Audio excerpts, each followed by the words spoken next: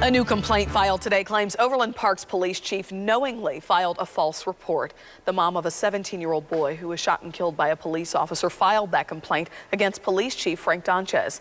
The I-Team's Andy Alcock has details and reaction.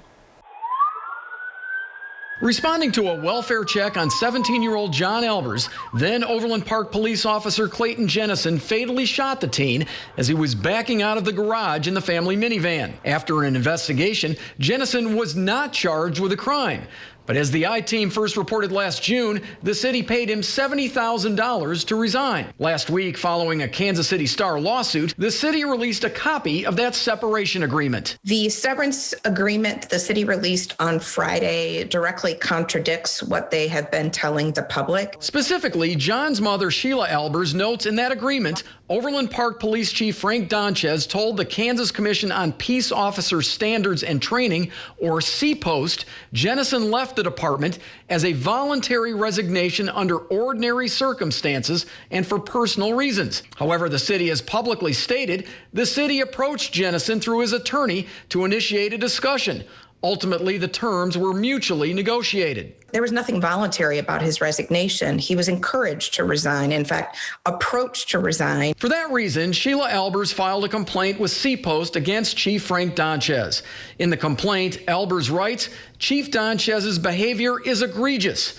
She also writes it violates the Kansas Law Enforcement Training Act, which states the commission may suspend, condition, or revoke the certification of a police officer who has knowingly submitted false or misleading documents. Kansas CPOST owes it to Overland Park and to the city of and to the citizens here in Kansas to investigate this. A statement from an Overland Park spokesperson said the city is aware of a complaint and we will cooperate fully with any investigation into the matter. Last August, Overland Park Mayor Carl Gerlach said there was a specific reason for the Jennison separation agreement. I think everybody agreed we didn't want him as a police officer anymore. The I-Team asked Mayor Gerlach in August if the agreement allowed Jennison to keep his peace officer's license. Gerlach said he hadn't seen the agreement, so we asked about Jennison's future. Should he work anywhere else?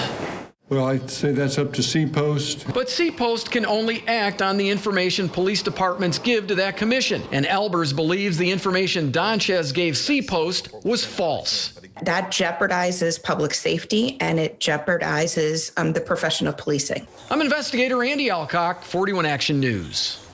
Frank Lamonti is an attorney and the director of the Breckner Center for Freedom of Information at the University of Florida. He says the city's CPOST report about Jennison's departure from the police department is inaccurate. He said, quote, if you leave a government job for personal reasons, you don't get a $70,000 farewell gift on your way out the door, end quote.